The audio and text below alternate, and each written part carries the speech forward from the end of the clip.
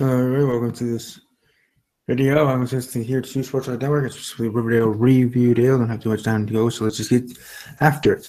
And she's in the Black Hood and Nick St. Clair, but dashes to his hotel room. She finds River foremost is alive to remind herself disappointment. The Black Hood later explains that Nick isn't from Riverdale, so his intelligence will be purged. When people ask him, continues her to follow his parenting tree by suggesting that her daughter Nick into insulting her, but also that nothing really happened anyways. Meanwhile, although Tony had enjoyed a good old-fashioned PG-13 group session, she doesn't want to be his post-Betty rebound F4, but that's where she's for his dating girls, which is interesting in some sense. Which is fine, okay, that's more important and less adorable things to attend to and deal with, including Red and Black, for which she's just written up in defense of the Southside community. As English teacher / editor known Southside to the Southside Serpents, violating their agreement that he would get involved with neither Jingle Jangle nor gangs. Jughead maintains that the Serpents are the source of all the drugs, but its material use, having learned that Josie and her friends had all Jingle Jangled up at Nick's party on stuff Reggie purchased from a gang member. Mayor McCoy is newly resolved to clean up the bad part of town. She and Sheriff Keller bust through Southside's high school doors. The police dog Reggie swoops in and gets Jughead out just ahead of the raid, but Tony and Jugs, said knowledge raised P are among those arrested. All right. After enlisting the folks on the farm to help Holly hide out, Betty decides she's done communicating with the Black Hood until she decides isn't done communicating with the Black Hood and picks up the phone again. He has a new assignment for her. He wants Betty to find the maker of the drugs, Riverdale, a phantom known only as the Sugar Man. If she doesn't figure out who the Sugar Man's identity is, he will like what he'll do. And she should start with the Sugar Man to Clifford to blossom. I certainly do hope Betty is getting some kind of independent study for the Black Hood because these children are literally never in class. Of course, Cheryl has heard of the Sugar Man. She tells Betty, with a group bedtime story, that her mother, who again is the world's now parenting expert, will tell her and Jason if the twins are bad. She recalls their father's friend, the Sugar Man, would throw them away. Cheryl thinks that he was no more than a made-up boogeyman, although she's struck by an old drawing of the two little ginger siblings with the Sugar Man lurking behind them. Otter still in love with his eyes that she ever told her tales of the Sugar Man at all. The Jughead's Wartale only once he'll endorse a wartime partnership between the Serpents and represented by a gentleman named Hi, who wears a floating stomach armor that still manages to bear those vibes big of artists. The Ghoulies are there and their nasty Jingle Jangle are why the school got raided in the first place. Jug and Archie head to the prison to seek advice from FB, who's in uniform with for sure. His baffling but delightful advice challenged the cops as he leads to an illegal street race for control of Southside High. I mean, sure, why not? Why didn't they think of that before? People like the race. Why not?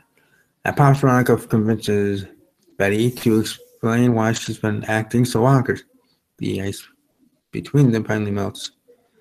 Talk about your relationship with the Black Hood. You need to break up. Ronnie tells her regardless. Veronica agrees to help her former ex-friend track down the Sugar Man. She tracks down Reggie Jingle Jangle Connection, who looks like he's... And Sugar Man takes out running down the alley where she and Penny plans to tail him, only to get dragged to both HQ themselves. They are Jughead and is unlikely. When she pitched the Jugger's Ranger, who doesn't bite until the stakes are raised.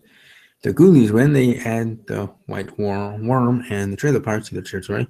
Fortunately for Betty, Rose, who had a record as a mechanic, Jughead stands by her side, perhaps Reggie's car for the race. She promises that one she'll explain everything, especially her hasty breakup by proxy. Because she never stopped loving Jug. Because, yeah, why not? So Nick cross paths with Pops, where he calls Sharon, not to mention the start who was making 40. That's certainly interesting for Nick and him for sure. Riley and Rage announced she'll be pressing charges, but as it turns out, Sinclair's have already made a arrangement with her dear beloved mother. When Veronica learns her own parents are still taking the St. Clair's money for Sodale. She confronts them, telling them how Nick's trying to assault her too, and how they were to witness how angry this makes H and H, who, by the way, are doing a very poor job of hiding how much they loved in no doubt chaos involving the South Side.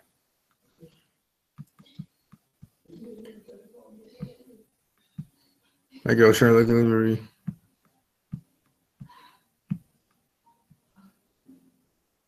Sorry about that. Starts off the drag race. Doug mans the wheel against the pair of ladies in a red painted hearse with flame detail. At the last round, Archie grabs the leadership to save them. Jughead is furious, but then they hear sirens up ahead. A police checkpoint manned by Sheriff Killer stopped the car just over the bridge. Back at the starting line, scattered in all directions. Cops send to the scene, rounding up police. Archie called the authorities to Jughead's dismay. Stray says Revere will be gone for a month or two for most, and then they'll come back and event on revenge. And speaking of revenge, Ronnie quickly announces that two of her family members at the St. Clair's were run off the road in a car accident. It'll take months for Nick to recover, which is interesting.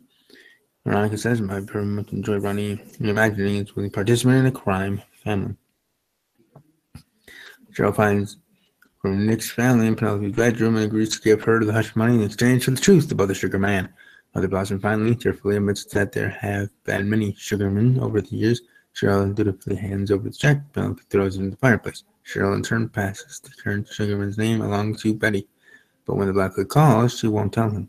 Instead, she notifies the sheriff's office to publish his expose in The Black and Gold. You track down the Sugarman, why can't she outlast the Black Hood? I mean, you would think she'd be able to be smart in that way. But lo and behold, the Sugarman was hiding in plain sight. Jughead's English teacher / newspaper editor. With the Black Hood no longer haunting her dreams, Betty is free to Carl close to Jughead, next Jughead in his trailer, and is everything rosy for Bughead?